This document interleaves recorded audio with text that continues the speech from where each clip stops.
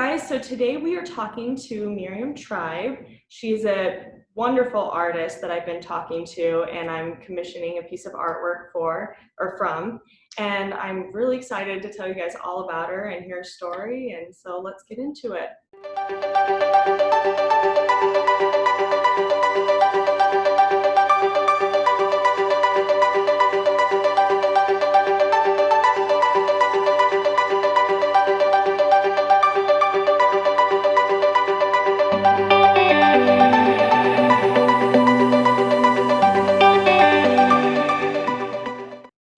Hi Miriam, how are you? Great, how are you? Doing well.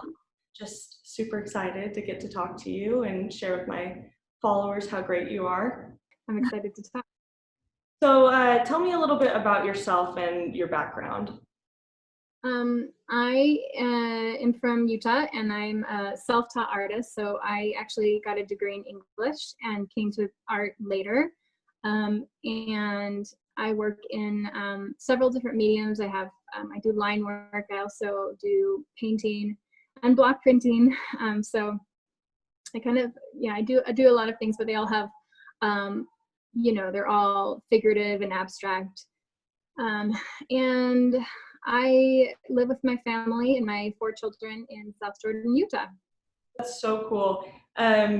How did this all start for you? When did you get started? So when I had my oldest child, my daughter, almost immediately I had the need for a creative outlet. It was like simultaneous with the birth of my daughter. I needed something creative to put my energy into. So that was in 2007, and I started sewing and being creative at that time, sewing mostly, and I started a blog in 2009. And so it was like a DIY craft sewing blog for several years. And I started to block print fabric that I would then sew. And that sort of snowballed into several block printing projects. And then I started to block print on paper and do artwork. And that was back in 2015, when I very first started doing anything like art. And then in 2016, I started, on Instagram, I saw people posting the 100-day project. And have you heard of that before? I don't know if I have. So it's just 100 days of any creative project. Well, actually anything. You can choose whatever you want, but often people choose creative projects that they're going to do every day for 100 days. Yeah. So on a whim, I decided to do that, and that was the real thing that started me on the trajectory I'm on now, for sure. Yeah, definitely. It's always interesting. It's one of my favorite things to ask, like how people got started, because I feel like the story is different for everybody, right? And so that's really cool that it's something as simple as just like a challenge on Instagram can influence or like push you to start something that you end up loving. So that's did you face any specific struggles while you were getting started? Well, because I was self-taught, it was always very intimidating to me to dive into any new medium, because I felt like I didn't have any education about it. And so the approach I always took was like checking books out of the library and Googling. But even before like YouTube was really a thing, I would check out books from the library and just kind of go through it and do the projects and learn as much as I could that way. And so I've always been, I think especially in the early days, I was insecure about the fact that I didn't have that foundation that other people have. And so I was largely going on my instincts and my natural talent. And then as I have learned and educated myself, I do feel less worried about that. But I think it's just when you do something long enough, I kind of feel like I have to do it. It's inside of me, and I know that I'm going to do it. So I might as well just like let that part go of like worrying about whether or not it's good enough, because it is what it is, and it is inside me. So What's the question, right? yeah. So I think it's comparison and insecurity, but those things will always get better the more that you just do something. Yeah, for sure. So what would you say you've learned, or what lessons have you learned along the way? Well, like I said, just not worrying too much about it being good or bad. I think once you let go of that need for something to be really good, that perfection idea of like, this has to be good because I'm putting it out there. But first of all, you don't have to put it out there, but it doesn't have to be good. It can be bad. If it's an idea in your head, then you should chase it and explore it and let go of whether or not it's a good idea or whether it's going to be a good piece of art, and just do it because it's inside you to do. So that's something that has really guided me, especially in the last few years, as I continue to dive into new medias and develop as an artist. Yeah, sure. What inspires you to create? Oh man, what doesn't inspire me? I I get inspired. I'm the type of person that like I'll go on a walk and I'll just be like, oh, the sky, oh, the flowers, like nature really inspires me, but I'm also super inspired by music and media and TV and other artists, and dance is a huge inspiration for me, and different mediums of art. So I like traveling. I really do pick up inspiration everywhere, and I'm always looking. I'm always like thinking. In fact, that was kind of the first idea that I was an artist, is that I was on a walk with my mom and I said something about, the way that the colors came up against each other, something like that. And she was like, your grandpa thought like that, and he always called that his artist eye. And that was kind of like the first time that I thought, oh yeah, I do look at the world in terms of colors and shapes and composition. And I think it's so cool how we all see the world in different ways, and we all have different viewpoints on things, and just how we can take how two different artists can look at the same thing and it interprets in their own way through their art. Yeah, Definitely. It's so fun to see that creative expression so varied.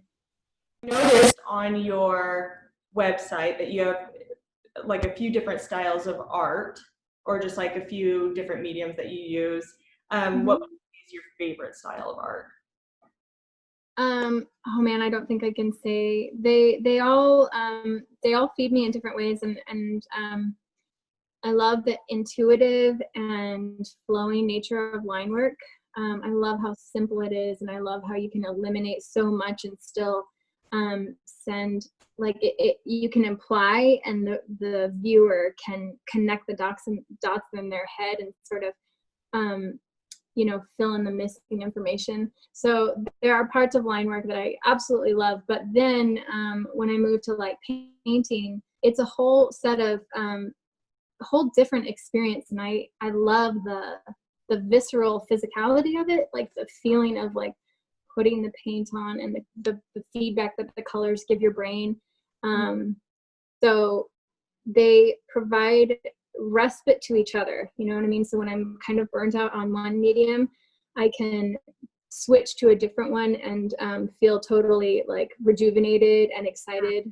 And then block printing too is very meditative and satisfying. So I don't know that I have a favorite. They're all favorites. They're all good, right? They're all awesome. And I think it's just fun to see all the different types of creativity that you can come up with through different mediums in art. And so it's interesting. I think that over the years I've kind of tried to pin myself down, of like, okay, I'm a line artist primarily, or I'm a painter primarily, like. And I have learned over the years to just not do that, and that it'll organically, maybe it'll funnel down to be more unified. But until it does, I shouldn't force it, and just let my interest and my curiosity kind of lead the way. Of course. Are you following, now that we've kind of talked about this, are you following any current or like trying any current art world trends?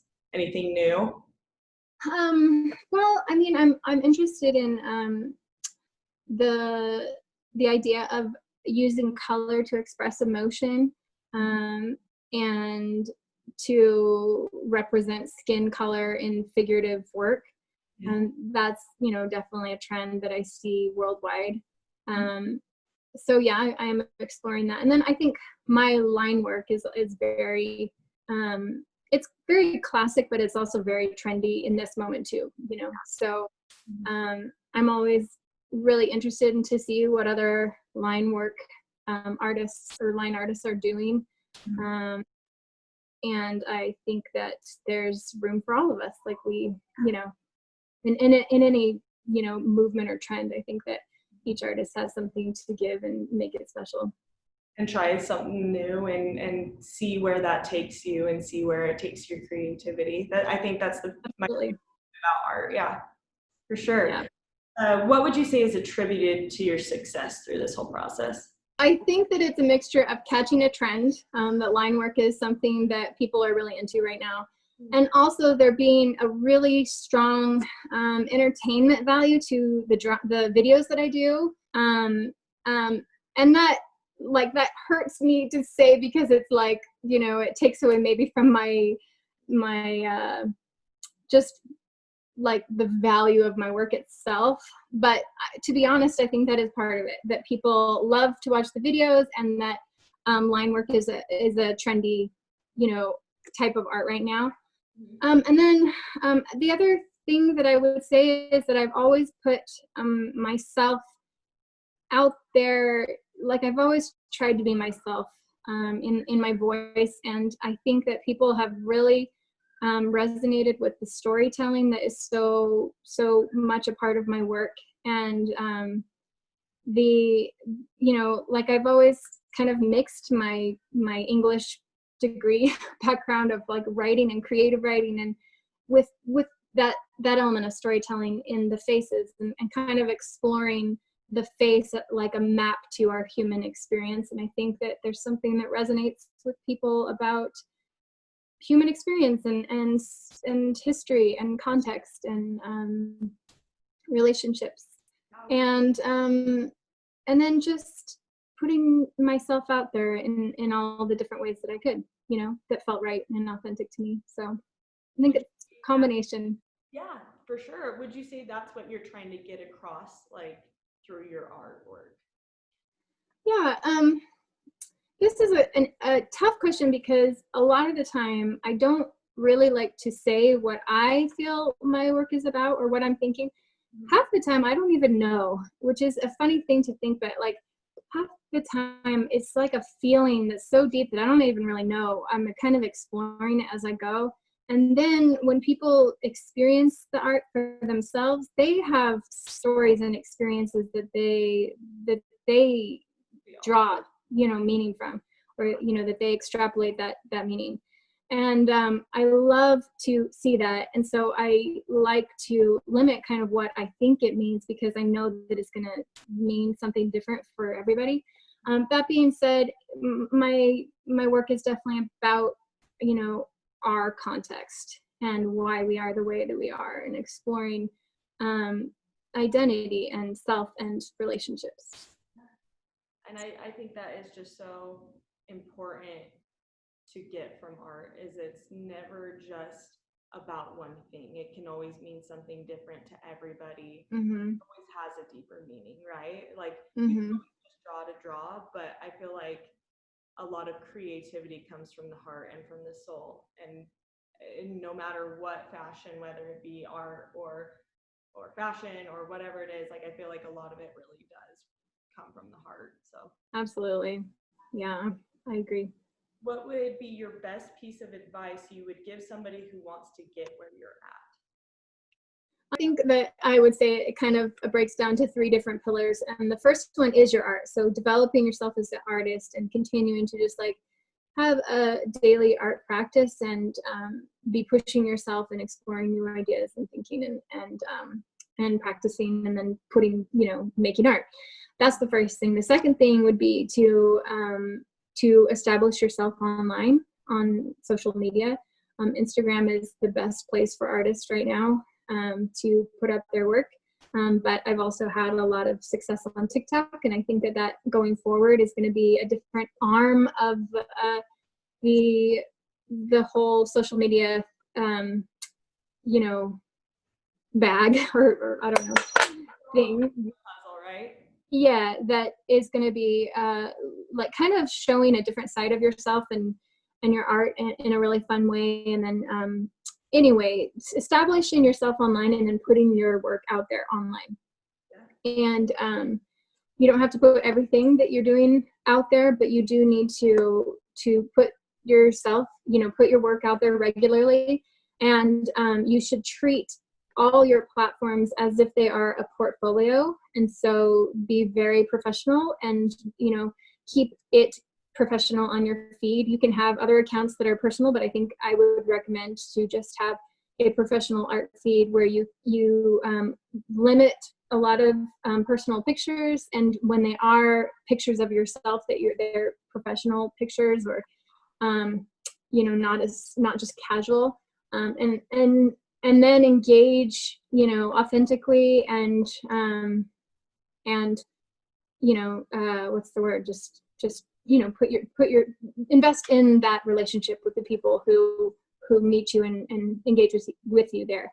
And then the last thing that I think is really important is to find your local art scene and tap into that. So find out different shows that are happening and different events and education, and just start showing up.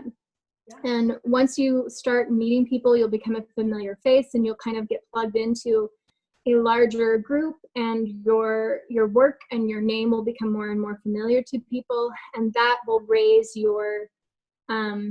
that will elevate your work in the eyes of collectors and the art world in your local area. And so I think it's really important to also establish a local art connection. Would you say that there are or there were any artists that you look up to or influenced your work? Yeah, there's an artist called Annie Sophie Chegg. She's a Parisian artist. Mm-hmm. And she is hugely inspirational to me. And there's another artist, Andrew Salgado, that I love. These are contemporary artists. Yeah. There are a million dead crushes that I have. And I don't know, people often compare me to Picasso, who I love Picasso's work, but I actually find more like inspiration, I think, in like Matisse's work, or they're like the Fauvist movement is a big one for me. And I love the artist Edward Viard as well. So I don't know. Yeah, I have a huge lot of favorites that I am inspired by. But I would say that Annie Sophie Chegg, I don't know how to say her last name, Chegg maybe, but anyway, she was a really big one to me. She was an artist to me that was she kind of like, she bridges like figurative work with landscapes, and she kind of broke open the idea that I didn't have to like nail down so specifically the thing that I wanted to paint, and that there was room for exploration even in an established artist. Well, there's always room for everybody in every realm of work. I feel like there is so many spots available to those people who just want to try it even. And so it's how just like one person can really influence somebody to go like, no, I'm not just nailed down to one thing. I can do all of these different things. Yeah. How would you say you navigate the art world? Well, the art world is, on the one hand, very approachable. It's one of the few careers that you don't need a degree in to have success in. And on the other hand, it can also be very pretentious and a little bit stuffy. And so I just go in and, we were talking before about just believing in your work simply because it's inside you to do. That guides me in my interaction with the art world, because I do believe that we're all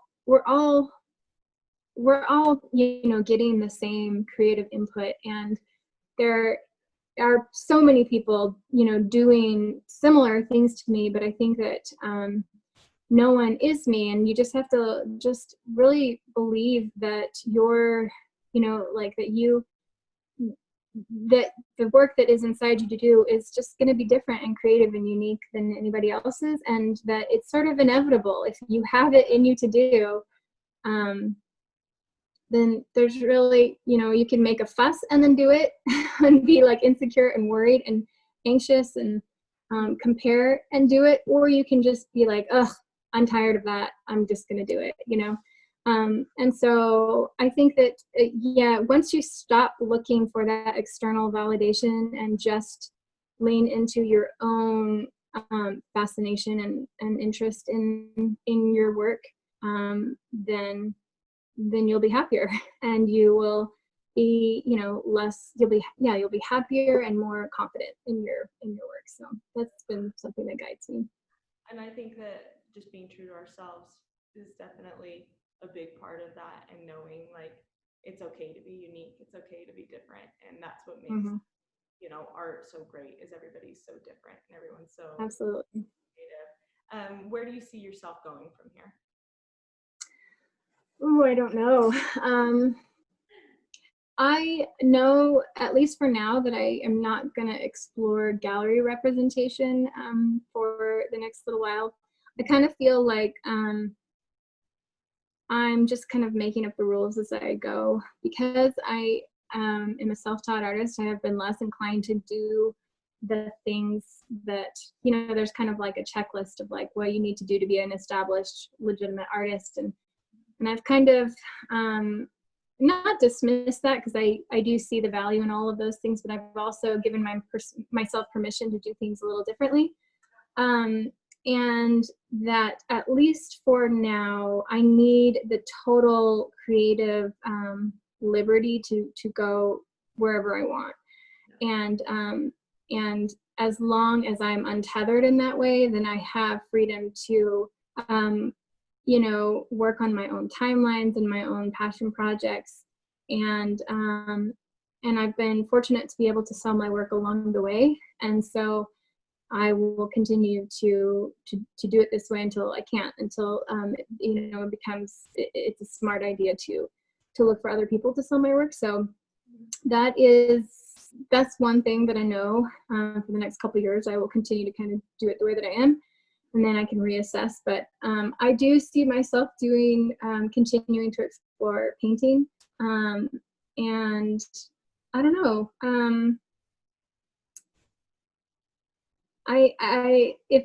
If I could just keep doing the things that I'm doing now, I think I could be happy forever. I am really happy and satisfied in the work, in the way that I work now. So my kids are going to be in school. My youngest starts kindergarten this next year, so I will have more time. And so if anything, that is the thing I look forward to in the next couple of years, is being able to have longer, deep work sessions of artwork making. Because my whole art career has been while I've had young children, and so it's always been fragmented and snatched hours here and there, which I have made work, and you totally can, but I do look forward to that time where I have some long uninterrupted time that I can really get into this zone. So that's so cool. Well, thank you so much for talking to me, you guys. Make sure yeah, you check her out and her artwork out on miriamtribe.com, and then make sure you follow her on Instagram at Miriam Tribe. Thank you so much. thank you so much. This has been really great.